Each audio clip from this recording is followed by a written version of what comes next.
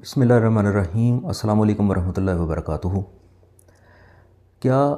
किसी का blood pressure normal हो तब भी उसको हार्ट अटैक हो सकता है, यानी दिल का दौरा पड़ सकता है? तो इसका जवाब है कि हाँ, ऐसा हो सकता है।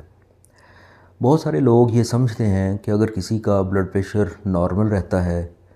तो उसको दिल के कोई मसाइल पैदा नहीं हो सकते या हार्ट अटैक नहीं हो सकता।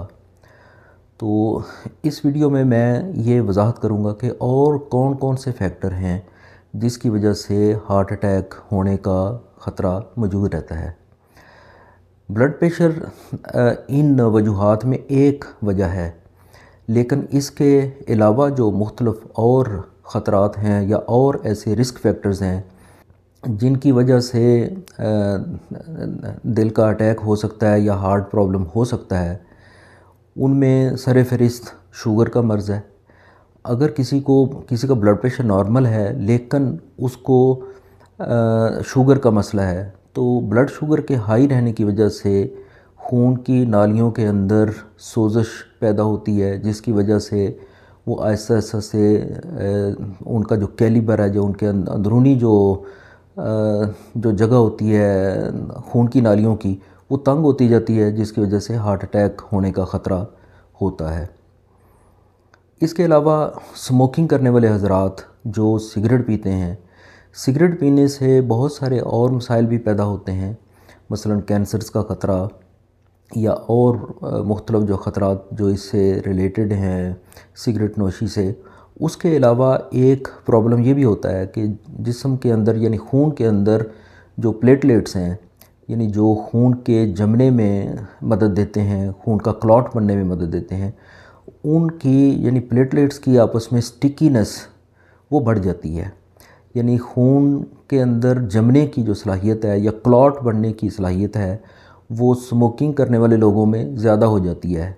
तो ये भी एक फैक्टर है जिसकी वजह से चाहे आपका ब्लड प्रेशर नॉर्मल भी है, लेकिन इसके बावजूद स्मोकिंग करने वाले हज़रात में चूँकि क्लॉट बनने का ख़तरा ज़्यादा होता है, तो उनमें हार्ट अटैक होने का ख़तरा भी होता है। क्योंकि वो अगर क्लॉट किसी जगह पे खून के अंदर किसी भी जगह पे बनता है, तो वो खून के बहाव के साथ मूव करते हुए दिल की नालियों में जब पहुंचता है, तो दिल की नाली को वो ब्लॉक कर सकता है, जिससे दिल के नाली जिस एरिया को वो खून सप्लाई कर रही होती है, वो डेड हो जाती है, इसको हम हार्ट अटैक कहते हैं। तो ये इसका एक और सबब हो सकता है। इसके अलावा मोटापे का शिकार यानी ओवरवेट होना, ऐसे अफराद चूँकि इनमें सिर्फ मोटापे का मसला नहीं होता, बल्कि यूजुअली ये इनकी जो डेली लाइफ में सेडेंट्री लाइफस्टाइल होता है इनका, यानी बैठने की आदत ज़्यादा होती है, मूवमेंट कम होती है, जिसकी वजह से जिस्म में मुख्तलिफ़ किस्म के ऐसे अवारस पैदा होते हैं कि उनमें दिल के पट्टे कमज़ोर हो के या दिल की जो खून की सप्लाई है वो मुतासर हो के उनके अंदर हार्ट अटैक होने का ख़तरा दूसरे अफराद की निस्बत ज़्यादा होता है। इसके अलावा अगर किसी को ज़हनी दबाव रहता है, यानी टेंशन, डिप्रेशन या ऐसे स्ट्रेस एलिमेंट है, तो इसमें हमारा जिस्म जो है ऐसे हार्मोन ख़ारिज करता है, जैसे एड्रेनालिन है, कैटेकोलामीन्स हैं। तो ये हार्मोन्स जिस्म के अंदर एक ऐसी तब्दीली लाते हैं जिसकी वजह से खून की नालियाँ आहिस्ता आहिस्ता से ब्लॉक हो सकती हैं, और ये भी हार्ट अटैक की तरफ इनका एक जो रुझान है वो ज़्यादा होता है। इसके अलावा अगर किसी का कोलेस्ट्रॉल हाई है, ट्राइग्लिसराइड्स हाई हैं, या एलडीएल ख़ास तौर पर जो डेंजरस कोलेस्ट्रॉल है वो अगर हाई है, तो वो खून की नालियों में आहिस्ता आहिस्ता से ब्लॉकेज करता है, यानी वो एक प्लेक बना देता है, जिसके ऊपर कैल्शियम डिपॉज़िट होने के बाद वो उसको ज़्यादा हार्ड कर देती है।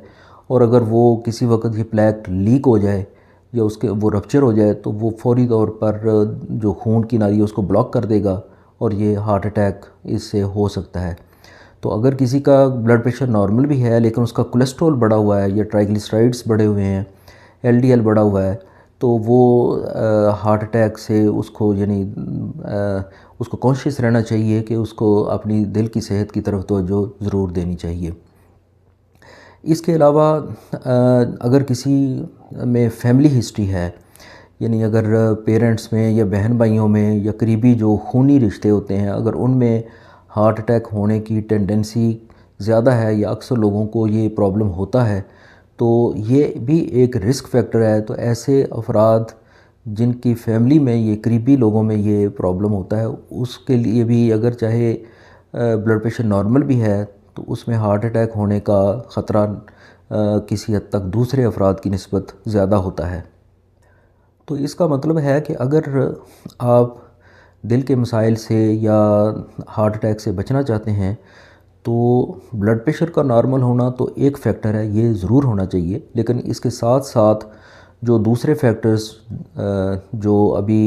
یعنی بیان کیے گئے ہیں، ان کے اوپر بھی توجہ دینا ضروری ہے تاکہ آپ ہارٹ اٹیک یا دل کے مسائل سے بچ سکیں۔ امید ہے کہ آپ کو ویڈیو پسند آئی ہوگی۔ میرے چینل کو سبسکرائب کریں اور ساتھ اپیئر ہونے والے بیل آئیکن کو ضرور پریس کریں تاکہ آپ کو ہر نئی آنے والی ویڈیو کا نوٹیفیکیشن مل سکے۔ اجازت دیجیے، اللہ حافظ۔